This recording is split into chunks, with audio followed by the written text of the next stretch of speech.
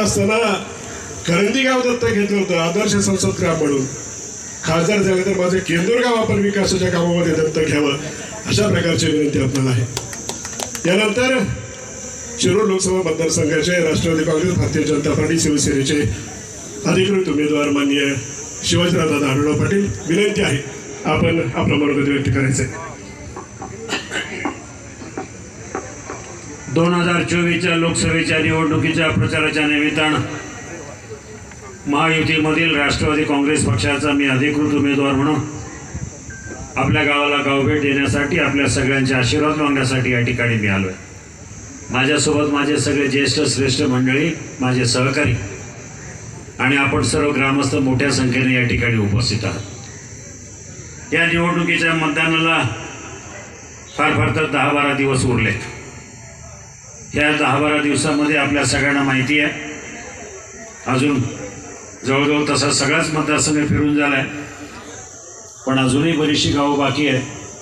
म्हणून एवढ्या उन्हात सुद्धा आपण मोठ्या संख्येनं आहात.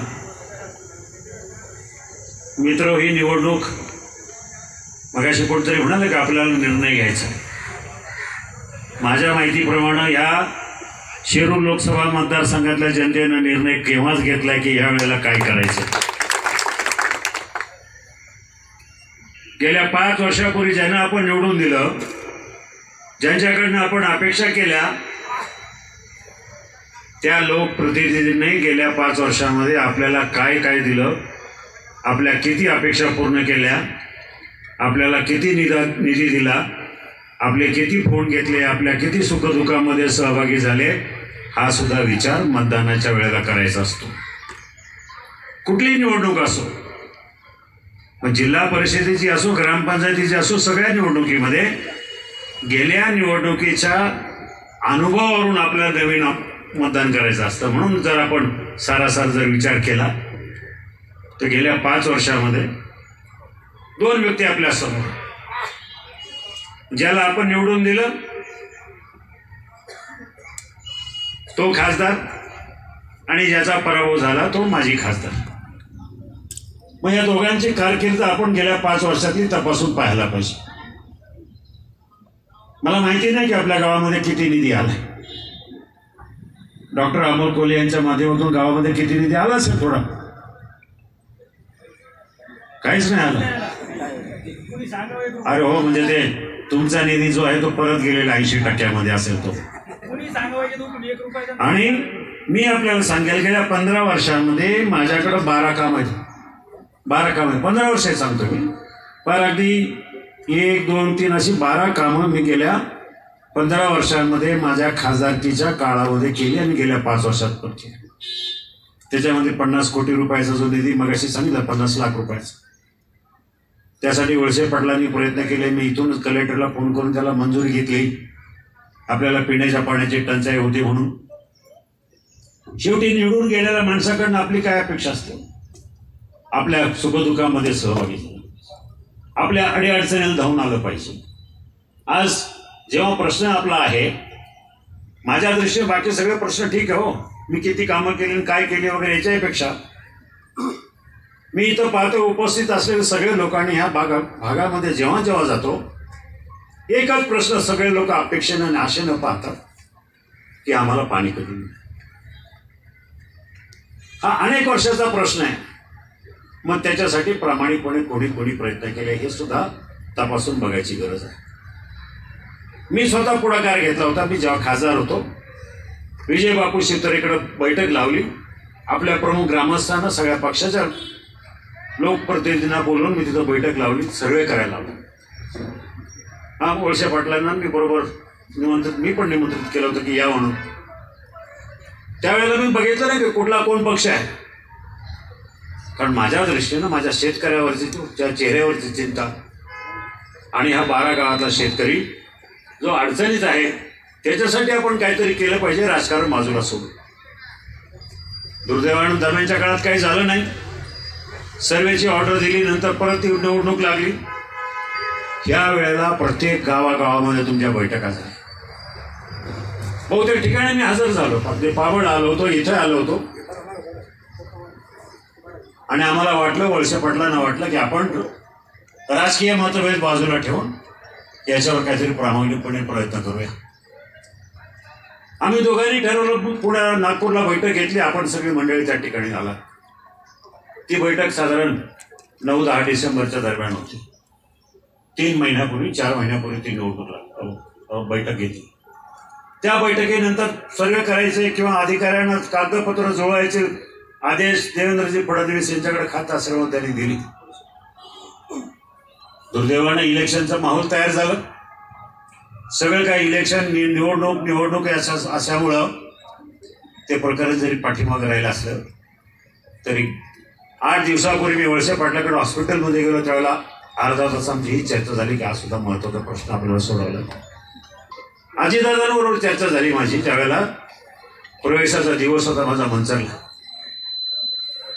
वळसे पाटलांच्या घरी सुद्धा मी म्हटलं, साहेब दादा हे 2-3 प्रश्न आपल्याला सोडलं पाहिजे. अडचण होती. आम्ही आशेवर होतो की कधी कधी हा प्रश्न सुटेल, पण खऱ्या अर्थानं आम्हाला आशेचा किरण दिसला तो जेव्हा दिलीप मोहिते पाटलांनी सांगितलं की आमची काय हरकत नाही. वाद तोच होता ना आंबेगाव आणि खेडमध्ये.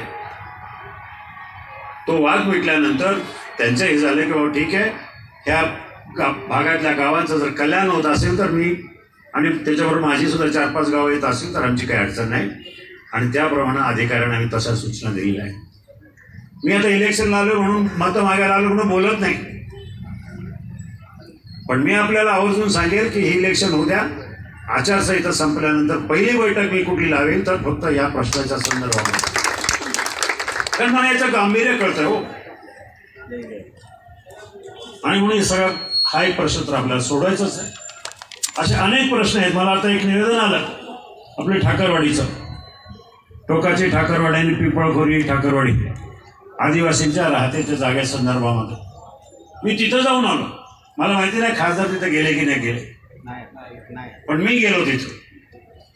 अगदी रात्रीच्या अंधारामध्ये गेलो, पाहणी केली, सगळी घरं बघितली. त्यावेळेला सुद्धा वळसे पाटलांनी बैठक लावली होती कलेक्टरकडे, पण दुर्दैवाने ती बैठक नंतर नामणीवर गेली. पण तो सुद्धा प्रश्न हात सभागृहात गेला तर ACZचा संदर्भातला असल्यामुळे माझ्या अखत्यारीतला आहे. तुम्ही सगळ्यांनी पाहिलं की ACZचे शिक्के कमी करण्यासाठी मी पुढाकार घेतला. 3 वर्ष भांडत राहिलो आणि सगळे ACZचे जमिनीवरचे शिक्के आपण कमी करून दिले. तसाच हा प्रश्न सुद्धा बाबा कल्याणी असेल, ACZची मंडळी असेल, त्यांच्यावर बसून आपल्याला सोडवायचं. पण आजचा मुद्दा जो आहे तो लोकसभेच्या निवडणुकीचा. मग कशासाठी लोकसभेच्या निवडणुकीला उभं राहिलं?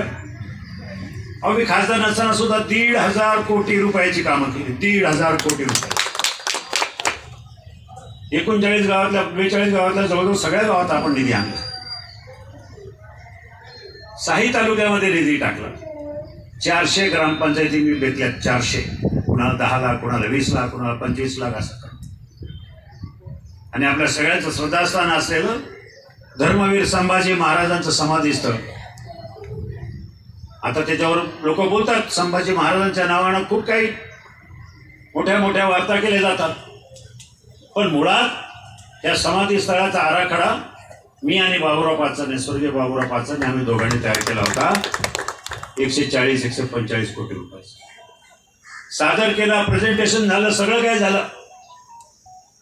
दुर्दैवाने माझा पराभव झाला, त्यांचाही झाला.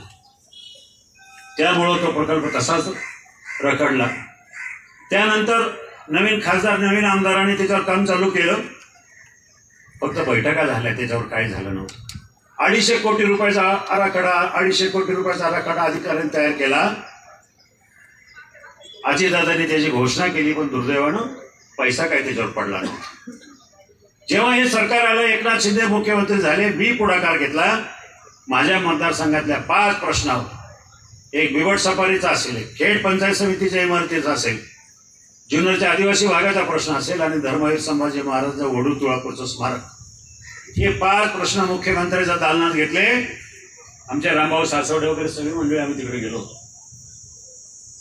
16 IAS अधिकारी होते सगळे. आपले पुण्याचे जिल्ह्याचे कलेक्टर, महसूल आयुक्त, CEO सगळ्यांना घेऊन तिथं गेलो. ज्या वेळेला विषय निघाला, म्हटलं साहेब हा विकास आराखडा नुसता कागदावरच आहे, आणि हा परिपूर्ण नाही. त्यांना ग्रामस्थांना विचारून घेतलं नाही, ओढूवाल्यांना माहिती नाही, तुळापूरला पण माहिती नाही काय चाललंय ते. मुख्यमंत्र्यांनी तिथं सूचना दिल्या, आढळराव सांगतील त्याप्रमाणे ग्रामस्थांच्या सूचना आणि आढळरावांच्या सूचना त्याच्यामध्ये समाविष्ट करून 1 महिन्याच्या आतमध्ये नवीन आराखडा पाठवा. आणि अक्षरशः 1 महिना मी सगळ्यांबरोबर बसलो, नियोजन मंडळ असेल सगळ्यांशी बसून 250 कोटी रुपयाच्या ऐवजी नवीन कामं टाकली. 397 कोटी म्हणजे 400 कोटी रुपयाचा आराखडा तयार केला. जेव्हा सादर केला त्याच्या 8 दिवसाच्या आतमध्ये त्याला मंजुरी मिळाली आणि महिन्याभरात त्याचं टेंडर निघालं. आता त्याचं काम चालू झालं. ही माझ्या दृष्टीने अभिमानाची गोष्ट. ही अशी कामं करायला पाहिजे, लोकांमध्ये राहिलं पाहिजे. 5 वर्ष मी सगळी कामं करत राहिलो, काय नव्हतं. आता ना खासदारकी ना काही ना काही पद नाही, काही नाही. कधी डॉक्टर बाबासाहेब आंबेडकर दलित योजना असेल, 100 गावं त्याच्यामध्ये मी घेतली. प्रत्येक गावाला 10-10 लाख रुपये, 10-10 लाख रुपये. असाच मुख्यमंत्र्यांकडे गेलो रात्री 10 वाजता. त्यांची गाठ पडली रात्री 11:30 पावणे 12. म्हटलं साहेब, बाबासाहेब आंबेडकर दलित योजनेच्या अंतर्गत माझ्या गावात बरीचशी मतदारसंघात गाव आहे. रात्री पावणे 12 वाजता प्रधान सचिवांना फोन लावला. समाज कल्याणच्या त्यांनी सांगितलं आढळरावांची 10 कोटी रुपयाची कामं. दुसऱ्या दिवशी सकाळी मला प्रधान सचिवाचा फोन आलाय, तुमची यादी पाठवा. मी यादी पाठवली. तिसऱ्या दिवशी ऑर्डर काढली. ही सरकारची ताकद ही अशी असली तर कामं करता येईल. अजितदादा पवार या सरकारमध्ये सामील झाले आणि खऱ्या अर्थानं पुणे जिल्ह्याला बळ मिळालं विकास कामाला ते दादांच्या माध्यमातून. आज एकेका मतदारसंघामध्ये जवळजवळ 200 कोटी 250 कोटी रुपयाचा निधी, मग डीपीटीसी असेल, बजेट असेल, एकेका आमदाराला जवळ 1000 कोटी रुपयाची कामं मिळेल. आम्हाला काय पाहिजे हो? कामं पाहिजे. लोकांची कामं झाली पाहिजे, विकास कामं झाली पाहिजे. आज समोरच्या उमेदवाराकडे काय बोलायला? निष्ठा, स्वाभिमान याच्या पलीकडं त्यांच्याकडे बोलायला काहीच नाही. ठीक आहे, निष्ठा आमच्या पण आहे. आम्ही काय निष्ठा काही विकल्या नाहीये. माझ्या निष्ठा, मी काय गद्दार नाही. माझी निष्ठा तुमच्याशी आहे, जनतेशी आहे. 5 वर्ष 20 वर्ष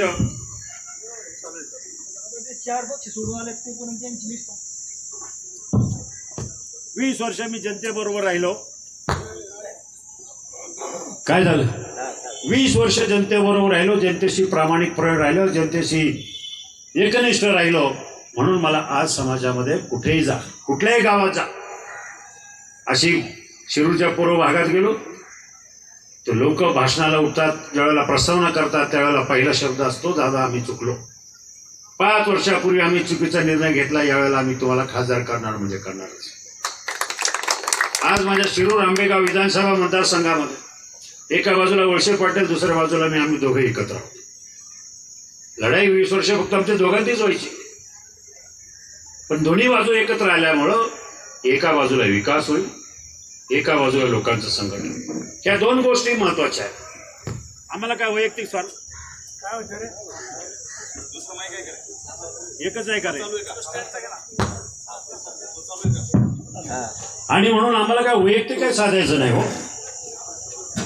तुम्ही मला पाहिलं 20 वर्ष काम करत असताना मी माझा घरदार, प्रपंच, संसार सगळं सोडलंय.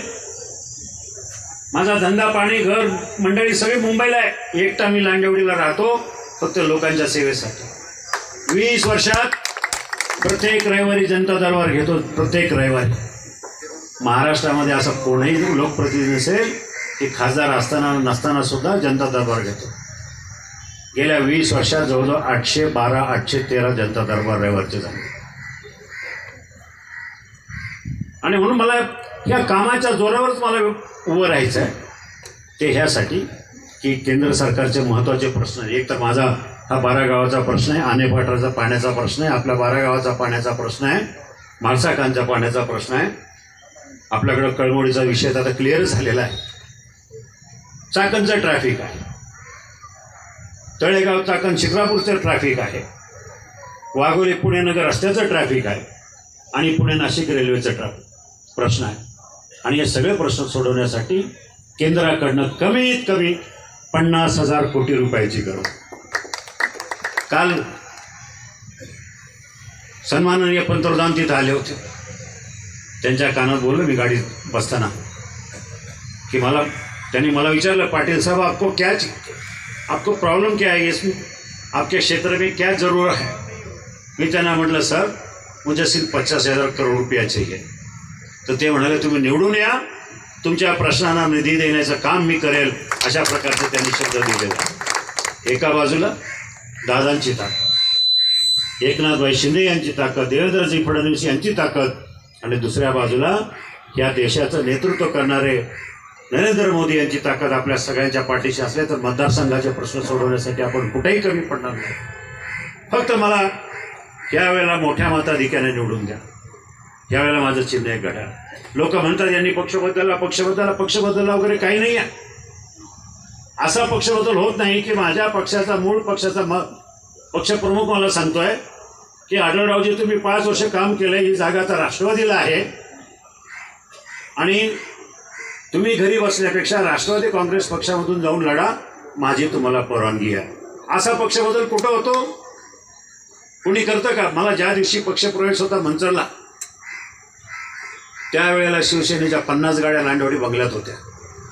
फक्त मला लांडेवाडीवरून मंचरला पक्षप्रवेश ज्या कार्यालयात होता तिथं सोडण्यासाठी आले होते, ही प्रेमाचं निरोप द्यायला आले होते. असा पक्षप्रवेश गद्दारी नव्हती, हे प्रेम होतं.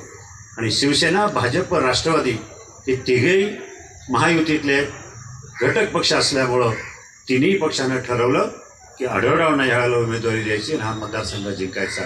म्हणून माझी सगळी मदार माझ्या मायबाप जनतेवर आहे.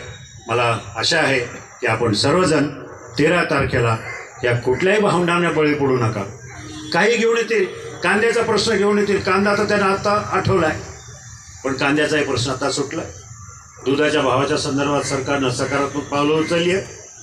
अजूनही गोष्टी संसदेमध्ये जाऊन आपल्या शेतकऱ्यांच्या शेतीमालाला भाव मिळावा यासाठी मी स्वतः प्रयत्नशील राहील, एवढंच या ठिकाणी सांगतो आणि थांबतो. धन्यवाद. 2014ला पहिला पुरस्कार मला मिळालेला आहे देशातला. दुसरा पुरस्कारही मला मिळाला होता, तिसराही मला मिळाला होता, पण तो मी घेतला नाही. मी म्हटलं बाकी लोकांना संधी द्या. त्यामुळं संसदरत्न पुरस्कार, उद्या तुमच्या वस्तीमध्ये एखादा डीपी जळाला तर संसदरत्न कामाला येत नाही, आढळरावच कामाला येतो. काही झालं तर लोक सांगतात तुमचं काही पोलीस स्टेशनला काय अडचण आहे, चला दादांकडं. यांना तर फोन करायची सवय नाही आहे. मला सांगा तुमच्या कोणाचे फोन उचललेत का?